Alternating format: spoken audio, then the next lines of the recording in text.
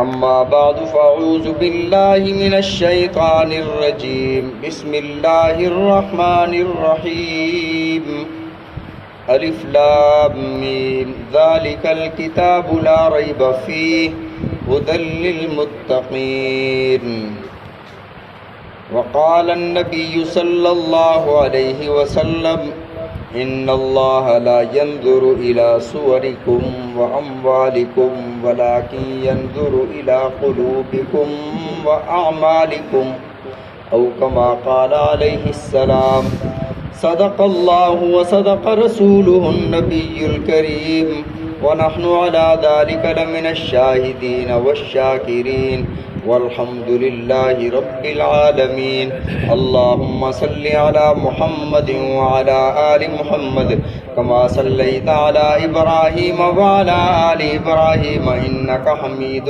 مجيد اللهم بارك على محمد وعلى آل محمد كما باركت على إبراهيم وعلى آل إبراهيم إنك حميد مجيد۔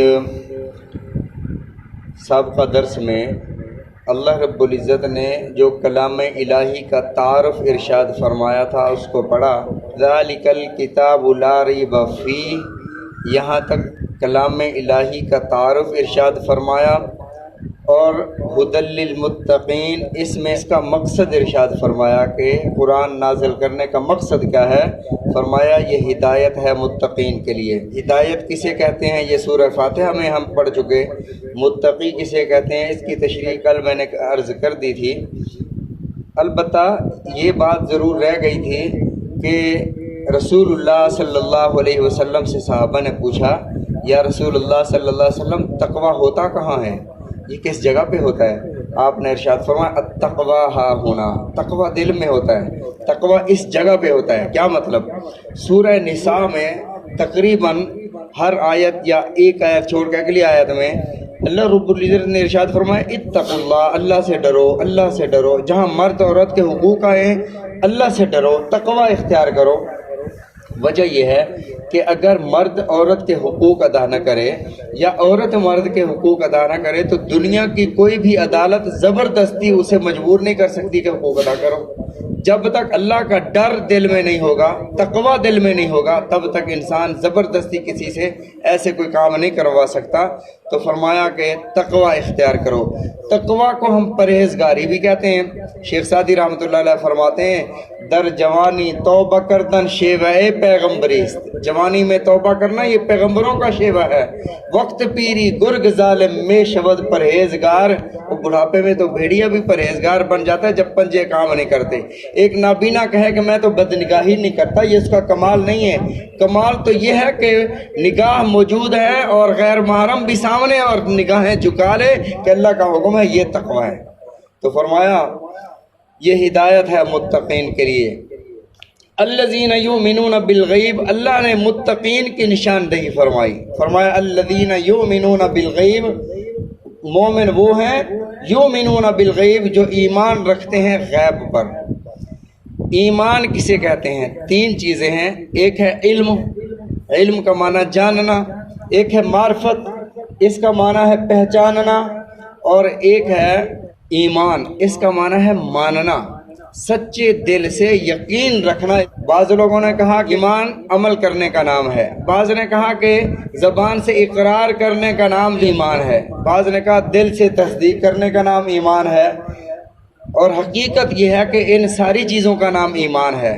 کیا مطلب؟ دل سے سچا سمجھتا ہو اور زبان سے اس کا اقرار کرتا ہو۔ اگر صرف زبان سے اقرار کرتا ہے، دل سے تصدیق نہیں کرتا تو یہ مومن ہرگز نہیں ہے۔ اسی طرح یؤمنون بالغیب، وہ غیب پر، بن دیکھے چیزوں پر ایمان رکھتے ہیں۔ بن دیکھے غیب کی چیزیں کیا ہیں؟ اللہ کے لیے تو کوئی بھی چیز غیب نہیں ہے، چھپی ہوئی۔ اللہ کے سامنے تو کوئی شے چھپی ہوئی نہیں ہے۔ یہ تو بندوں کے سامنے چیزیں چھپی ہوئی ہوتی ہیں نا، دیوار کے پیچھے کیا ہے ہمیں پتہ نہیں ہے، وہ غیب ہے۔ اندھیرے میں ہمیں نظر نہیں آتا، وہ چیزیں غائب ہو جاتی ہیں۔ جن ہمیں نظر نہیں آتے، غائب ہے۔ اللہ کے سامنے تو کوئی شے غائب نہیں ہے، غائب ہی نہیں ہے۔ یہ تو انسانوں کے لحاظ سے اللہ نے غائب کا ارشاد فرمایا، جو غائب پر اللہ کو ہم نے دیکھا نہیں ہے، اللہ ہمارے لیے غیب ہے، فرشتوں کو ہم نے دیکھا نہیں ہے، جنت و دوزخ کو ہم نے دیکھا نہیں ہے، ہم نے انبیاء کو دیکھا نہیں ہے، انبیاء پر نازل شدہ کتابوں کو دیکھا نہیں ہے۔ تو فرمایا کہ تمہارا ایمان یہ ہے کہ اللہ پر ایمان لاؤ، اللہ کے فرشتوں پر ایمان لاؤ۔ ایمان کا مطلب یہ کہ یقین رکھو کہ وہ ہیں، موجود ہیں، وَرُسُلِهِ، اور اللہ کے رسولوں پر ایمان لاؤ کہ وہ اپنے دور میں حق اور سچ تھے، دیکھا نہیں ہے آپ نے، اور ان کتابوں پر ایمان لاؤ جو کتابیں ان رسولوں پر نازل ہوئیں کہ وہ اپنے دور میں حق اور سچ تھیں، اور وہ آسمانی کتابیں تھیں۔ ایک بات یاد رکھیں، آسمانی کتابیں اور الہامی کتابوں میں زمین آسمان کا فرق ہے۔ 2018 سے پہلے کے جو ایڈیشن تھے اس میں لکھا ہوا تھا ارکان اسلام میں کہ اللہ پر ایمان، اللہ کے فرشتوں پر ایمان، رسولوں پر ایمان، آسمانی کتابوں پر ایمان، مرنے کے بعد اٹھنے پر ایمان، باس بعد الموت جسے کہتے ہیں، تو آسمانی کتابوں پر ایمان لکھا ہوا تھا۔ 2018 کے بعد 18 میں جو کتابیں چینج ہوئی، تبدیل ہوئی تھیں، اس میں پھر انہوں نے یہ تبدیلی کر دی، الہامی کتابوں پر ایمان لانا۔ الہامی کتاب ہے، الہام کسے کہتے ہیں؟ حضرت عثمان غنی رضی اللہ تعالیٰ عنہ کے دور میں مصحف عثمانی پر زبر زیر پیش نقطے نہیں ہیں۔ آپ میں سے جو حضرات حج یا عمرہ کے لیے گئے ہوئے ہیں، مدینہ طیبہ کے میوزیم میں وہ مصحف عثمانی رکھا ہوا ہے، اس کے اندر اس کے اوپر زبر زیر پیش نہیں لگے ہوئے۔ یہ کام حجاج بن یوسف نے شروع کیا تھا۔ تو حجاج بن یوسف جب اعراب اور نقطے زبر زیر پیش لگا رہے تھے تو یہودیوں کا وفد آیا، انہوں نے کہا کہ حضرت آپ ہمارے ساتھ اتنا معاملہ فرمائیں کہ حضرت خضر اور حضرت موسیٰ علیہ السلام کا سورہ کہف میں واقعہ ہے کہ یہ دونوں جا رہے تھے، راستے میں یہودیوں کی ایک بستی کے پاس سے گزرے اور ان سے انہوں نے کھانا مانگا۔ یہودیوں نے کھانا دینے سے انکار کر دیا، اور اس کو اللہ نے قرآن پاک میں یوں ارشاد فرمایا فَأَبَّوْا أَن يُضَيِّفُوهُمَا، انہوں نے کھانا دینے سے، ان کی میزبانی کرنے سے انکار کر دیا۔ انہوں نے کہا کہ اس بات سے ہماری بڑی جگ ہنسائی ہو رہی ہے کہ تم نے 2 نبی آئے تھے، ان کو تم نے کھانا نہ دیا۔ لوگ تو جو غیر مسلم ہے اسے بھی کھانا دے دیتے ہیں، کھانے کا کیا ہے کہ تم نے نبیوں کو کھانا نہ دیا، تو یہ ہماری بے عزتی ہو رہی ہے۔ آپ فقط اتنا فرمائیں، فَأَبَوْا لکھا ہوا ہے نا، بے کا نقطہ اوپر لگا دیں اور ایک نقطہ اور بڑھا دیں، وہ بن جائے گا فَأَتَوْا أَن يُضَيِّفُوهُمَا۔ اب اس کا معنی بن جائے گا کہ انہوں نے کھانا دیا تھا، تو ہماری یہ بدنامی ختم ہو جائے گی۔ تو حجاج بن یوسف نے اس سارے وفد کو قتل کرا دیا تھا کہ تم اللہ کے قرآن میں تعریف کرنے کے لیے آئے ہو۔ تو یہاں بھی کچھ ایسے ہوا۔ الہامی کتاب کا کیا مطلب ہے؟ مرزا قادیانی نے جتنی بھی کتابیں لکھی اس نے کہا جی یہ میری الہامی کتابیں ہیں۔ الہام کا کیا مطلب ہے؟ جو خیالات، جو آپ کے اچھے خیالات ہیں وہ کہتے ہیں یہ الہام ہو رہا ہے، جو آپ کے برے خیالات ہیں وہ وسوسہ ہے، وہ شیطان کی طرف سے ہے۔ مجھے اندازہ اس وقت ہوا، ایک غیر مسلم ہمارے ساتھ پڑھایا کرتے تھے، میں نے ایک دن ان سے پوچھا کہ ہماری آسمانی کتاب تو حضرت جبریل علیہ السلام لائے، نزل بہ الروح الامین، قرآن پاک میں ہے، آپ کی آسمانی کتاب کون لایا تھا؟ وہ کہتا ہے کوئی نہیں لایا تھا، ہماری آسمانی کتاب فرشتہ نہیں لایا۔ میں نے کہا پھر آسمانی کتاب کیسے؟ کہتا ہے ہماری کتاب آسمانی نہیں ہے، ہماری کتاب الہامی ہے۔ میں نے کہا کیا مطلب؟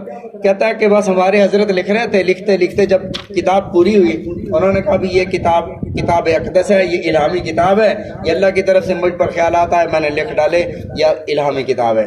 حالانکہ مسلمانوں پر یہ ضروری نہیں کہ ان کتابوں پر بھی ایمان لائے، مسلمانوں کے لیے صرف آسمانی کتابوں پر ایمان لانا ضروری ہے، الہامی کتابوں پر نہیں۔ تو یہ لفظ صرف چینج اس لیے کیا تاکہ یہ کتابیں بھی اس میں شامل ہو جائیں، مرزا کی بھی اور ان جیسے لوگوں کی بھی کتابیں شامل ہو جائیں کہ الہامی کتابوں پر ایمان لانا ضروری ہے۔ ہمارا عقیدہ یہ ہے کہ آسمانی کتابوں پر ایمان لانا ایمانیات میں یہ ہے۔ کفر اپنے نظریے پر، اپنے مشن پر لگا ہوا ہے۔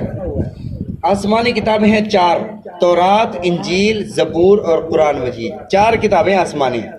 اس میں بائبل نہیں ہے، انجیل تو ہے، بائبل انجیل کا ترجمہ ہے، بائبل آسمانی کتاب نہیں ہے۔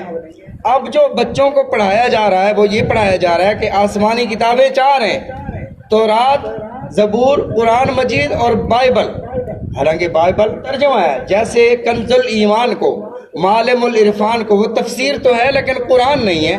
تک کہ بچہ یہ پڑھ کر جب کسی بیرون ملک جائے تو اس کے ذہن میں آنا چاہیے، عیسائی دنیا میں وہ جاتا ہے تو اسے پتہ ہونا چاہیے کہ یہ جو عیسائی پڑھ رہے ہیں بائبل یہ آسمانی کتاب ہے۔ اس کے ذہن میں ابھی سے بٹھا دو کہ بائبل آسمانی کتاب ہے، حالانکہ بائبل آسمانی کتاب نہیں ہے، انجیل آسمانی کتاب ہے۔ اللہ رب العزت نے ارشاد فرمایا یؤمنون بالغیب، اپنے ایمان کی حفاظت۔ آج کے دور میں ایمان کی حفاظت بہت مشکل ہے، اللہ سے دعا کیا کریں کہ اللہ ہمارے ایمان کی حفاظت فرما۔ ایمان کی حفاظت بڑی مشکل ہو گئی ہے، لٹیرے جگہ جگہ ہیں، آپ کو شکوک و شبہات میں ڈالنے والے بہت ہیں، ہر قدم پر آپ کو ملیں گے۔ لیکن جب آپ کو کوئی ایسا ملے علماء سے جڑو۔ اس لیے یہودیت کا سب سے پہلا وار یہ ہے کہ لوگوں کو علماء سے کاٹ دو، تاکہ علماء پر نہ اعتماد رہے اور نہ یہ علماء سے جا کر پوچھیں، وسوسے اور شکوک و شبہات ہم ان کے دین میں ڈال دیں، شک پیدا ہو گیا نا دین میں، بس انسان ایمان سے چلا جائے گا۔ دعا ہے کہ رب العزت ہم سب کو سمجھنے کی توفیق عطا فرمائے۔ یؤمنون بالغیب سے انشاءاللہ کل شروع کریں گے۔ اللہ رب العزت ہم سب کو سمجھنے کی توفیق عطا فرمائے۔